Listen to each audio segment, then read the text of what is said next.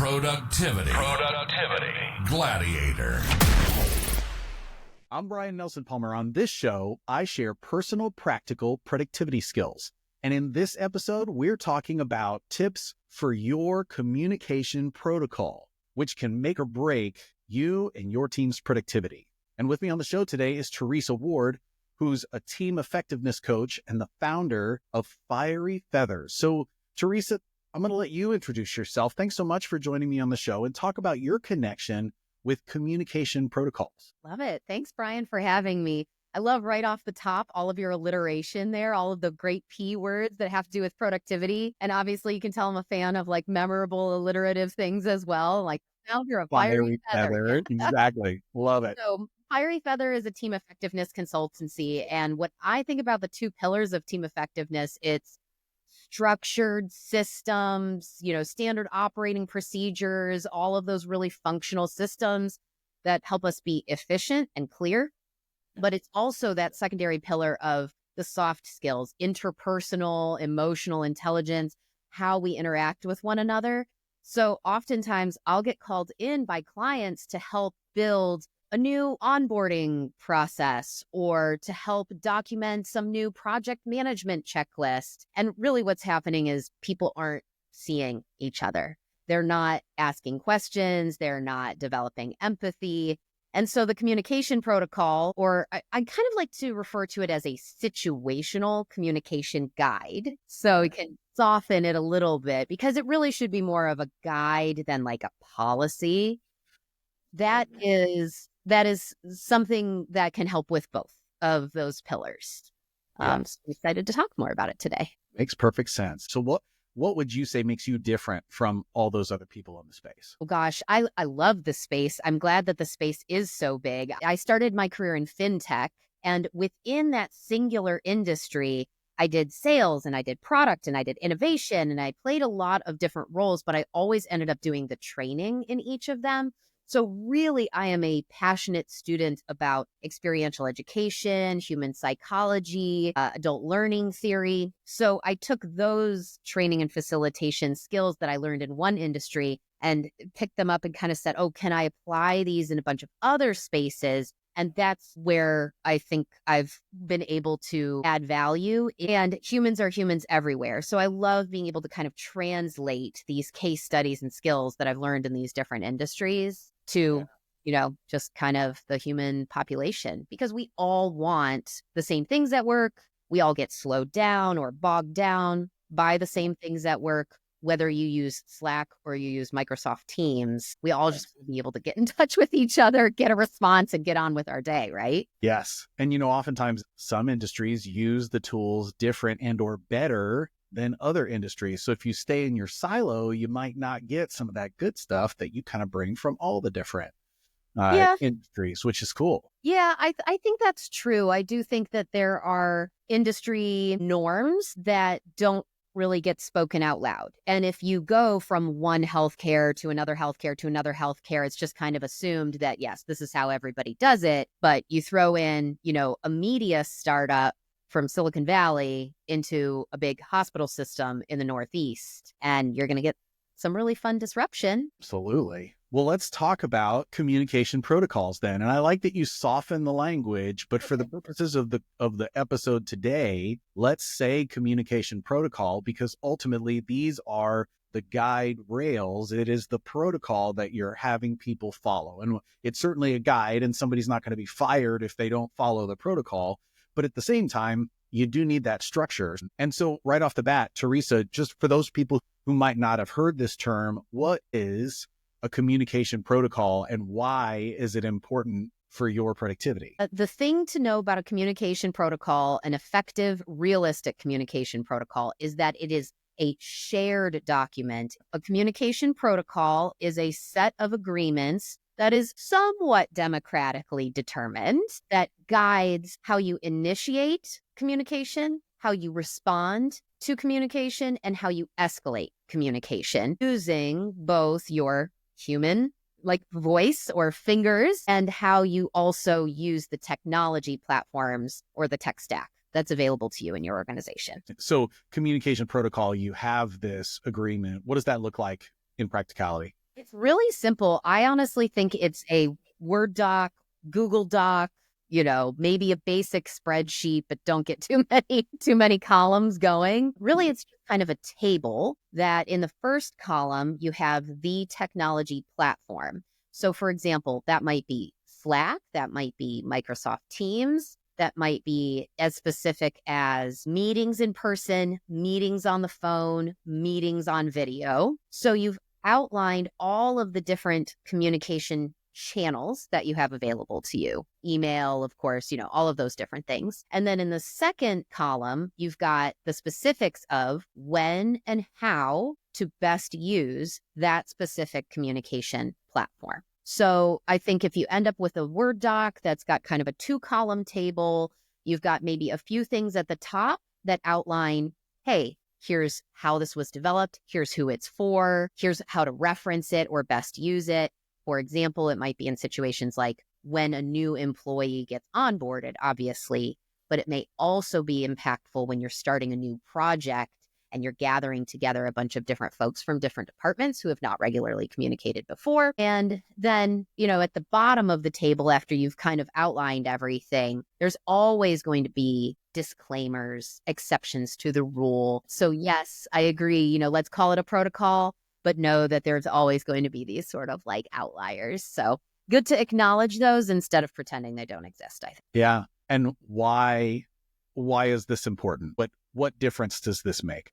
Well, I will say that the times when I have seen this be most impactful is the times when you hear a team starting to make a lot of excuses, and the excuses seem to be based on responsiveness, or there's like a sense of blame about, well, I couldn't deliver that on time because I couldn't get a hold of Tommy, or just went ahead and reached out to the client because so-and-so never responded to my Slack message, those types of things.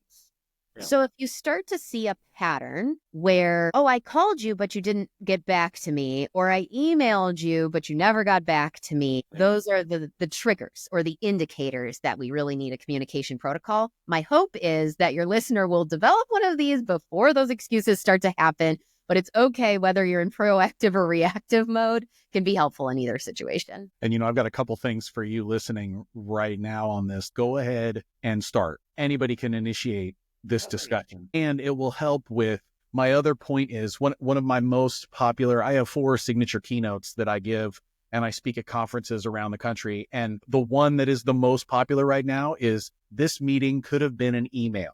Right. And we talk all about meeting effectiveness, right? And what I want to point out is one of the things about a communication protocol that's really helpful is one of the lessons I teach in that talk is about asymmetrical versus symmetrical communication, right? So asymmetrical means I send you an email and then you can read it and respond to it at a time that is good for you later. That's asymmetrical, where symmetrical is like Theresa and I right now are having symmetrical communication live. And so that live communication will be a meeting. So when I say this meeting, which is symmetrical, could have been an email, which is asymmetrical, I share that because asymmetrical is more efficient for the team's productivity. So the other thing that you get with the communication protocol, you also kind of have the protocol will help you with what needs to be a meeting. What are things that I need to interrupt people for versus what are things that I don't need to interrupt people for? So that's just food for thought. Theresa, any thoughts, any yes ands on that? What are your thoughts? I have a yes and a yes but. Ooh, hit me. I like this. Yeah. Right.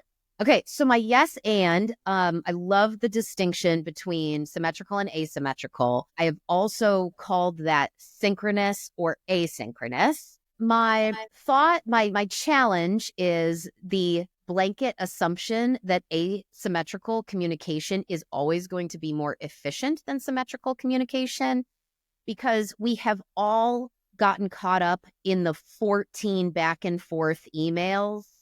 Totally. That where someone is trying to communicate something with context, emotion, sensitivity, and it literally could have been a phone call that takes 37 seconds. Right. instead of the kicking back and forth and the misinterpretation of tone and things like that. And the reason that I want to call that out is just because what I see happening in generational communication trends, which, Brian, I'm very curious to see if you see these same kinds of things. But for digital natives, so for millennials and younger, the go-to form of communication is asymmetrical or asynchronous. Text or Slack message or an email first. And that comes along with this sense of, oh, I'm respecting your privacy, I'm respecting your time, your flexibility, your work from home schedule. But it also means there's this weird avoidance if someone does initiate symmetrical communication, an unannounced Teams call, an unannounced phone call. And I don't want your listener or any of their direct reports to be afraid of symmetrical communication, because in so many cases, it can save time and save assumptions and emotions. Does that resonate with you? On my side, I'm going, preach, sister. Yes, absolutely. That's a good point. And we talk about all the reasons why a meeting is the best form of communication. There are plenty of scenarios. It's not just let's get rid of meetings altogether. That's actually not productive. And what you gave is one of the many examples we talk about where, yes, this should be a meeting, make it a meeting. It depends, right, on your company culture, the size of your team, and how much, are you making this communication protocol just for your team? Are you trying to make it for the entire department? Are you trying to make it for the entire company? But you can get pretty nuanced, even beyond just meeting or non-meeting, because there are so many different types of meetings. It doesn't have to be sit down, put it on the calendar, have all this anticipation for it. It literally can be, I FaceTime you while you're walking the dog, or I give you a call while you're driving to the dentist. Those things can be just as efficient. And so I don't know if you would call that a meeting, or if that's just... Yes, or that could be a phone call, or all of these different forms of communication. And while you mentioned call you while I'm on the way to the dentist or something, and what I want to point out is that while many people might not, and in many of the workplaces I've been in a lot of workplaces, and in many of them that I've been in the many different teams, none of those teams had actually a written communication protocol. And when I introduced it to the teams that I've been on, it's made a huge difference. So I'm assuming that you listening might or might not have had these things before. But what I want to point out now is you probably have a communication protocol just in the way that you operate in the world for yourself individually, right? Like you might generally, if you're a millennial or you're on the younger side, you might just text people, have whole conversations just in text. And so that's your personal protocol. You have a way that you like to communicate. And so people have their own protocols. And so this concept isn't new. So for Theresa, for this, if you're taking like your individual protocol, do you have any thoughts offhand on or tips on somebody's individual communication protocol? Like any recommendations on what's good or not good for just the way that you do it personally? Yes. Okay. So self-awareness is step one in everything that I do for a team. And so whether that's an individual contributor or that's a leader on the team, it is very good to write down or to take a mental inventory of, I do tend to text first. I tend to decline calls. So to take a mental inventory of what your own preferences are then allows you to have a baseline of communication. Is that similar to most folks on my team? Am I more of the exception, or am I more of the standard? So to your point, I don't think it's labeling it good or not good, but it is being able to bring it to the table, especially if you're the one initiating this, being able to say, you know what, I have a strong preference for typed asynchronous communication. I'm realizing that has places where it's most effective and places where it's not. And then gathering like a small committee of maybe some peers, some direct reports, multi-level folks in your organization, getting a small committee together and saying, what is actually the best? It's uncomfortable because what's the best is not always your own personal preference. For example, I am a huge fan of asynchronous video communication, where you simply record 3 minutes of a message, and instead of sending it in a typed paragraphical email or a Slack message, you just send the video. That way you get the benefit of the vocal tone and the body language, but you didn't have to schedule a meeting for it. There are plenty of clients that I work with who you say video and their shoulders tense up and their voice gets all weird. And all of a sudden, they're not actually being themselves. Yeah. So if that's counterproductive, you have to be aware of that, being willing to share that and saying, okay, I'll try and use video in this part of our communication protocol, but everybody needs to know it's going to be weird for a little while. So there's also that learning curve of getting used to the new protocol once it's established. You know, on this same topic, I was in a really large organization and I ran a really large project that had, I don't know, there were like 4,000 people affected by the project and there were 26,000 people in the organization, right? And I was running this program where it was impossible for me to actually get a meeting with everyone at the same time. And so what we did is we did an internal video podcast where it was actually discussing, right? Just like you said 3 minutes. And in my mind, I thought, yep, video broadcast. And what's great about that is some people like to watch, some people like to listen, and some people like to read. And what's amazing about the technology we have now is you can record a video and then you can send that and they can listen to it or they can watch it. And then you can also drop the transcript into AI and it will give you a summary of the action items and the whatever else it is. So if they want to read, they can read the transcript, they can read the action items. Like it's possible for you to communicate more efficiently to everybody's different preferences. That's a great tool that not many people use. So I love that you mentioned video because it's like, absolutely. Yeah. And so this is a little bit outside of communication protocol, but what you just mentioned brings something up for me that I'm really curious how you're seeing it. So with the advent of AI and the incorporation of this meeting is being recorded, it is being transcribed, it is being summarized by, this artificial assistant, I have started to see this trend where then if I'm invited to a meeting, an individual will be invited to a meeting, they will attend the meeting, but they will use the meeting time to do other things because they say, oh, I'm just going to listen to the transcription or read the AI summary afterwards. Yes. And it's like at the top, I'm like, that sounds efficient, but it's very, in my opinion, counterproductive. Have you seen that happening? I mean, it kind of breaks my heart. It is. And at the same time, this drives back to this meeting could have been an email. Don't be a broadcast, a video message would have been more efficient for everybody or for everybody who's not, you didn't have to be there live. Part of why a communication protocol is good, because unless you pose situations where you should consider this kind of communication, most people, especially in the older generations, there's only two ways that they communicate, email or meeting, and that's it. There's so many more that people might not use.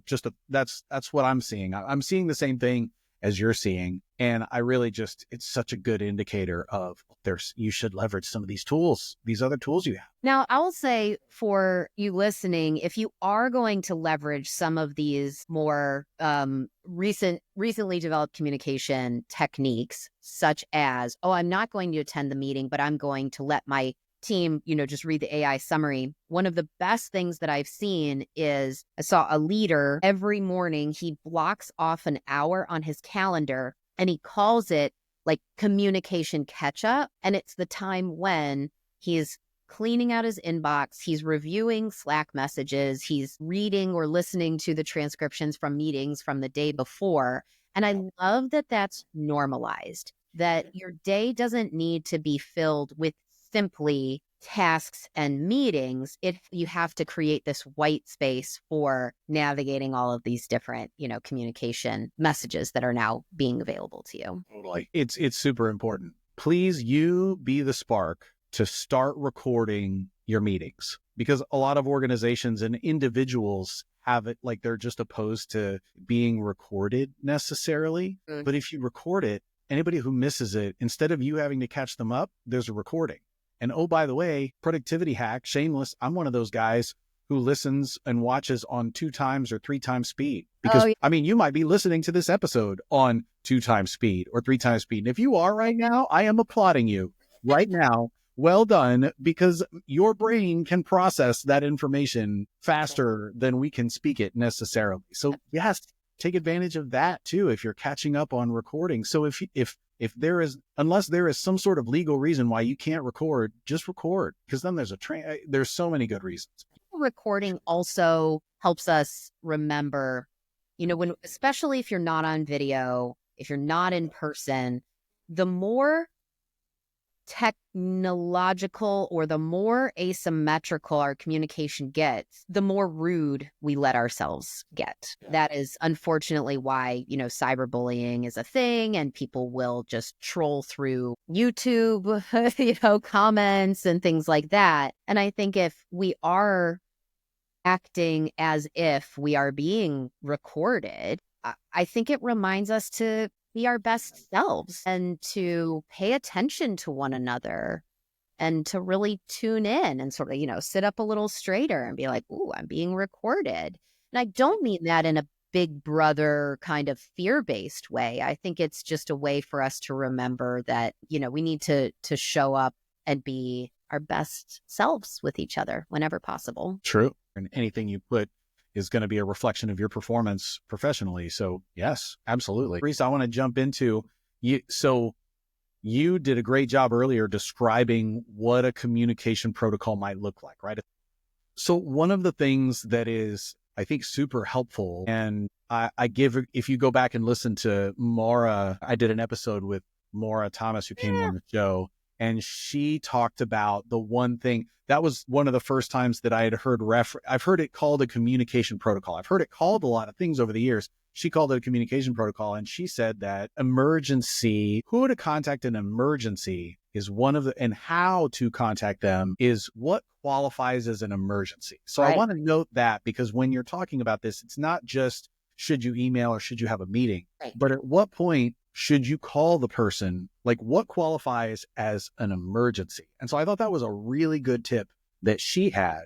And so I want to and with you then, Theresa, besides what qualifies as an emergency and how should you communicate in an emergency, what else goes into a communication protocol? What are I don't think it's binary in most industries. Okay. Like even in, you've got your doctor, and then you've got urgent care, and then you've got the emergency room. And I think in a lot of cases, emergency is subjective. And hopefully you, the listener, you're hiring professionals who have a decent amount of discernment. I think if you frame it as how to escalate instead of, oh, this is emergency versus non-emergency, it empowers the discernment of your direct reports. And then if they don't get it quite right, then it's a teaching opportunity. So I think it's nice to do it in like levels or stages. So maybe it's Slack first. And if you don't get a response in X amount of hours, then escalate to a phone call or a text message. It also depends if you work with people overseas in different time zones and all of those components. But I think the most important part is just either deciding together what a phone call means. Is an unprompted phone call an emergency escalation, or is it just, hey, I want to shoot the shit? So that is what I think sends a lot of folks into a panic is, oh no, my boss is calling me unprompted. And the person who's receiving the phone call thinks it's an emergency escalation, thinks there must be something wrong. Whereas the person who's initiating the phone call is like, no, this is just what I do when I'm driving to the dentist, right? Sure. So I'm not sure if the emphasis needs to be on what is an emergency. It's just how to work your way towards something. And one of the things that drives me crazy, whether it's a text or a Slack or an email, is when somebody says, hey, do you have a minute? Because that gives me no context on how to respond. So I think when you are working up towards an emergency, give context and say, I am calling you because there is an urgent client issue and I really need your help.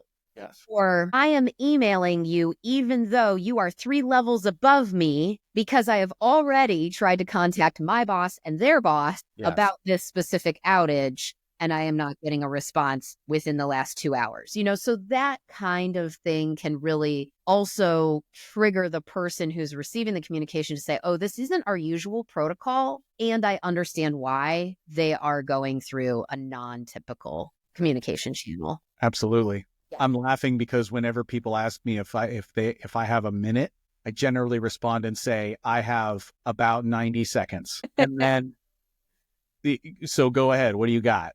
Yeah. Because then they have to get to the point or whatever it is. But then the other thought that I had is also it's about permission. Your communication protocol shouldn't just be between you and your boss and your teammate. The communication protocol should also be something that the people above are aware of, because it's also permission, right? Like it's permission on, listen, if it's going to cost the organization more than X number of dollars, or there is blood involved, or someone's in the hospital, or like these are all things that are absolutely, you have permission to go all the way up, and it empowers people to like, yes, please do that, as opposed to, well, I was just waiting to get a hold of the boss and I couldn't, like there are going to be, so it's also the permission piece. It's you have permission to do these things, or it also is efficiency too, because there might be certain things, if you need IT, then you don't call your boss, or there's certain kinds of support that you need where you should just go straight to that person. And so you've talked about those scenarios, and that's where I think the communication protocol is super helpful. Yeah, I'm also now thinking about, Jim Dethmer's concept of the waterline. Well, pretend I'm not familiar. What's that? Okay, so if you think about the way a boat sits in the water, part of the hull is below the waterline and part of it is above the waterline. And so rather than, thinking about, oh, is this an emergency, quote unquote, like, is there blood involved? Right. Kind of like each team, each organization needs to understand, is this like a pirate ship, like a cannon got shot, and is the hole in the boat above or below the waterline? Because if it's above the waterline, it's not going to sink the ship. You can usually people can take care of it themselves. It doesn't require like emergency call to the CEO. So where is the waterline? If it's like, I'm about to piss off our most important client, like if it's in danger of sinking the ship, then that can sometimes be a helpful metaphor. Because I think emergency is it's too much of a loaded word sometimes. True. Urgent. And I love, ultimately, I hope you're taking away from this all of the different sort of scenarios or ideas for how you describe this when you're talking to the team and you're setting up this tool for your team. Is there are these different scenarios. So talk about that with the group, because your team's dynamic, your team's situation is going to be different. If you're sales, it's going to be a difference. Like your chart is going to look different than if you're in customer service, or if you're in delivery, or if you're in operations, or all of those things look different, and you all speak the same language. So we're just giving you ideas for the different ways, whether it's dollars or pissing off a client, or all of these things are ideas. But I love the waterline as a good sort of metaphor for where that lies. So good. You could even do like a mini communication protocol with a client, with an external partner. If for example, I work with a branding agency, and they are building a new website for a client, and we got to get it launched in 6 months. And there's all of these deadlines and things like that. If it's one of those things where, hey, we need your approval on the homepage wireframes by tonight, or we're going to mess up your launch date, then there can be and so this doesn't only have to be for your insular team or for your department or your organization. It can be external as well. Yeah, it could be for the customers too. I like that a lot. Now, Theresa, where is this stored? Is it on a website? Is it in a shared folder? Is it any best practices there? I mean, that's kind of part of the communication protocol, right? Yeah. Is also being intentional about where things are stored and where things are shared. So if your company uses Google Drive, if you have access to Google Drive, you got to nominate a champion to make sure that it's organized and that everybody's using the same folder structure, and the shared drives versus the home drives and all of that kind of stuff. Usually the development of a communications protocol will reveal some of those other gaps. Like, ooh, we got SharePoint set up 2.5 years ago, but everyone's just been using file attachments in email and downloading it on their desktop, much to IT's dismay. So I think wherever you have decided that it's going to live, it's good to nominate an accountability champion. And I want to yes and what you're saying, Theresa. My yes and is, please, wherever you put it, make sure that it's searchable. And if I go to whatever, so we're in a Google society these days. If we don't know the answer, we Google it. And inevitably, whether it's SharePoint or whether it's Google Drive or whether it's whatever, they can go in and they can search or depending on the size of your organization. Naming conventions, that could be a whole other podcast. Right? That's true. Yeah, love it. Good. So what do you do when people don't follow the protocol? Theresa, what happens? Oh man, yeah. If we can solve for the outliers, right? Right. I mean, I think set your expectations at the start. Okay, not 100% of people are going to adopt it. They're not going to adopt it overnight. My typical thing lately is like, if you can get 80% of folks doing it, then at least it can become a cultural norm. And sometimes that takes a few weeks. Sometimes that takes a few months. Patrick Lencioni, right, one of my favorite authors, he talks about how a good leader is a good chief reminding officer. And I say that all the time, everywhere. Yes. And I'm sure, you can think of your best leaders are the ones who almost annoyingly repeated themselves until not only did you remember it, but you were empowered to then go spread the rallying cry or the spread it out. Yes, you were empowered to go spread it to everybody else. So I think it's set your expectations up front and be empathetic to how people react to change. I was just giving a keynote about this last week where like the change cycle, what our brains go through when we're told to do something differently is the same as the grief cycle. Like we go through shock and denial and bargaining and anger and blaming. It's so true. When you lose the status quo, people are losing a sense of comfort, and some people navigate that change curve faster than others. So know that as a leader of a team, you're going to have a couple outliers. They're going to need a little hand-holding, and you have to sort of tap into like, what's their cookie, right? What's their reward? Is their sense of motivation? Do they want public praise? Like, do they want gifts? Like, what is the thing that's going to get people on board? Is it a little bit annoying? Do you wish, maybe you didn't have to babysit people through these changes? Sure. But as long as it's 20% of your team that just needs like the little sprinkle of something extra, then yeah, you've probably got a good team if 80% of your folks can just get on board. Eventually, you're just going to become the weirdo who doesn't track your time or doesn't use Slack correctly or, still sends emails. And that has its own, I don't think, negative reinforcement or shame is a great technique, but people do want to feel like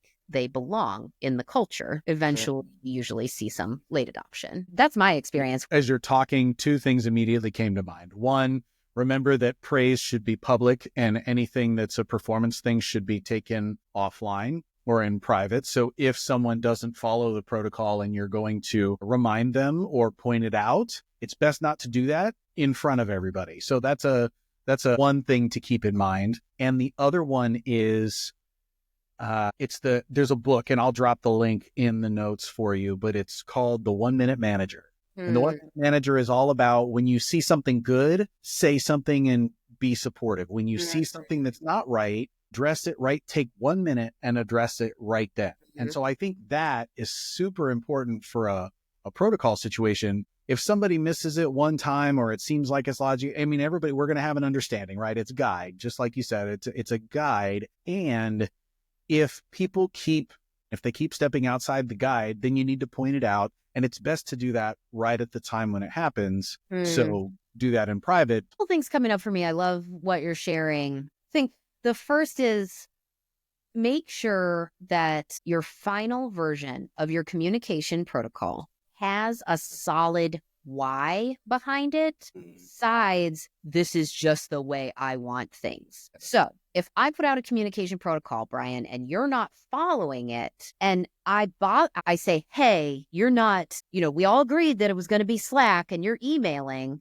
I have to be able to answer the question, well, why? Why are we not doing email anymore? And it can't be arbitrary. It can't be the 2-year-old, because mommy said so. So that's probably the hardest part of this whole thing is making sure that there is a legit why. So don't rush this and don't overemphasize on your personal pet peeves. Yes. The other thing that I'll push back on just a little bit is when you were talking about like praise in public, generally, I would say that's a best practice. But have you ever taken the appreciation languages assessment? Touche. Yep. Some people don't like the public appreciation, so that's fair. Yep. I think public praise is the jam, but I've really heard from a couple of my clients as a trend that it seems in some cases performative or cringy, and they prefer like, if my boss's boss writes me a handwritten card and puts it in the mail, that means more to me than being called out in front of 100 people. Now, who knows why? I'm not saying, but as a manager, right, you should tune into those kinds of nuances with your team. Yes.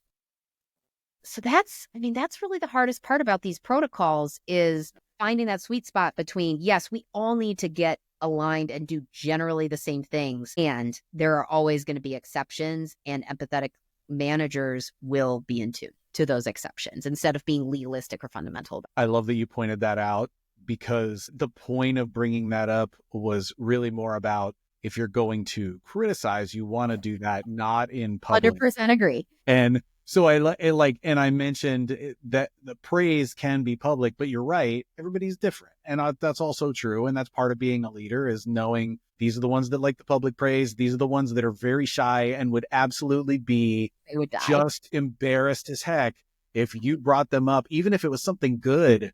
So yes, I love that you mentioned that.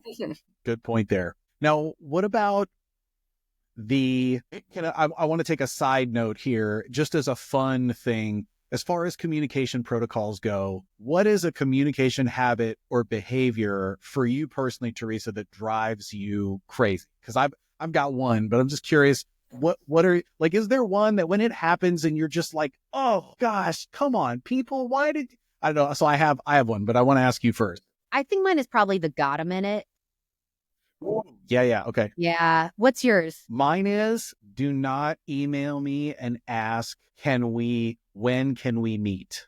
That email is such a waste for everybody involved, because you're going to email that, and then I might send you some times back, and then you might not be able to do that time. So then you've got to find other ones. Or even worse is when and don't get me wrong, there are professional situations where I get that email and I don't have any alternative but to send sometimes. Like, and I cringe when I do it, but I do it. And then the worst is when they write back and they just say, I can't do any of those times. Can you send them more? That is my like pet peeve, drives me bonkers. Oh my gosh. Like, there is an app for this, people. You can see my calendar. You can see when I'm available. So please just let's not do back and forth and back and forth and back and forth, just trying to find a time to meet. So that's just that's my little one that's just like, God, when it happens, it drives me crazy. I think I'm the last person in the world to not use like a Calendly or like a public shared calendar, because I'm one of those like crazy old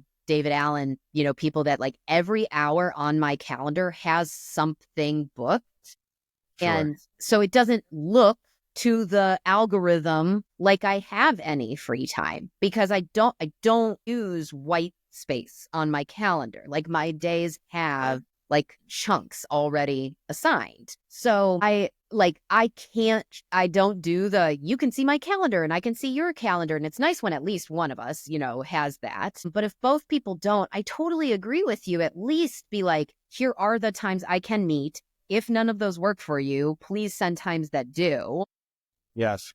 And you got to think about it like we are all working towards, the touchdown. And like, please do things that move the ball down the field. Move the ball down the field. Instead of just like this stasis or like the backwards motion. Oh gosh. Yeah, I feel that. Theresa, I'm totally going to call you out here, because I fully support being a David Allen person and having your time blocked and all those time blocks.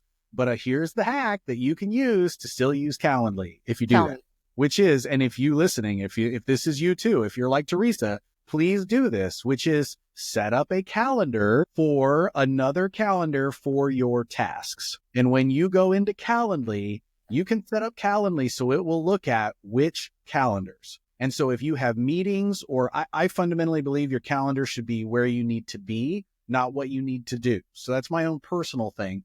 But if you have your to-do items all in one calendar, so let's say purple is your to-do list calendar or whatever, and this is Theresa's to-do list calendar, only put the tasks and those things in that calendar, and you can set up Calendly to not look at that calendar. So it will show the times when you are available, that you're not already in a meeting, and you maybe could move some stuff around, but you can still put stuff on every hour of the day and use both. Just food for thought if you haven't thought about that one.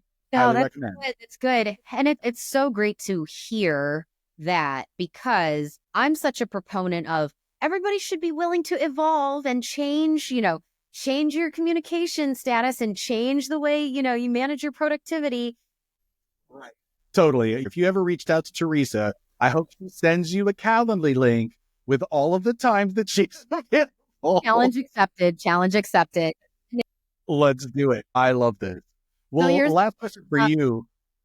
Last question for you, Theresa, which is, so what does this mean for you personally? Gosh. Okay. So I don't have kids. I've always been really focused on my career, and I feel like I've personally experienced the full gamut of misery to thriving when it comes to where our professional space. So when I think about like my purpose in the world, I want to be able to contribute way more to people's thriving than their misery. And, a lot of folks out there, even if you do have kids or, you have other personal priorities, we spend so much of our lives at work, most of us, right? 40 hours a week is if you're living in a typical, American corporate situation. Stereotype. Yeah.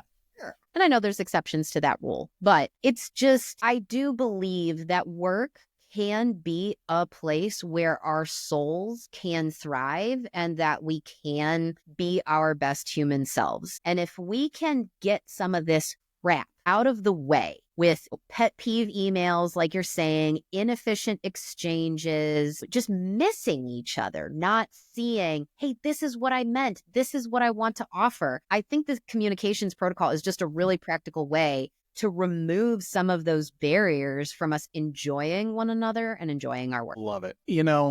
So here's what I love. I love that you're bringing this desire to be better, for everyone to thrive, comes with you in this. And I love that you're coming at it from a perspective of, let's take the best practices from many different silos and use the many different industries that you've touched to help level this one up and level this one up, and that perspective and everything. And so I love that you created this. The Fiery Feather is your thing. You can check her out. I'll have the link for you in your episode notes here. But I love that you're doing this thing and you found it. And I think what you're talking about and what we're talking about today is things that will make everyone's work lives better, which will make their lives better, which is just a win for everybody. So I love that you're doing this. Thanks for being here and doing this. I'm so happy that Maura, your previous podcast guest, got a chance to introduce us. And it's been really fun to, see how aligned we are on so many things. This is a fun conversation. Absolutely. And for those people who want to keep in touch with you after this, where should they go? LinkedIn is the best place to find me. So Theresa M, as in Marie Ward, the fieryfeather.com website is another good place. Those are pretty much the spaces where I hang out. You got it. And I'll have those links are in your episode notes right now, so you can go check those places out. And for you tuning in, do you have a friend or colleague who you've had some of these nightmare communication conversations that Theresa and I have been talking about right now? And if you do, would you share the link to this episode specifically with them? Because I know Theresa and I would love to know that our conversation and our back and forth and the tips and the things that we've shared today would help others. And please do text them, and I say text because I know it's funny, like we just talked about communication protocols, but I'm actually saying text messages because this is about that personal connection, and a couple of texts back and forth with you because you heard this episode and it reminded you of that nightmare boss that you had with that person from 5 years ago that you haven't talked to in a little bit. If that connection and that back and forth will go a long way toward filling up both of your cups in a way that like posting on social media or just basic stuff wouldn't do. So please do send that text message. I know Theresa and I would both appreciate that. And whether this is your first episode that you've ever heard of Productivity Gladiator, or if you're one of my regular subscribers, regardless, I love sharing Productivity Gladiator with you because together, these productivity skills are going to change your life. That's a wrap.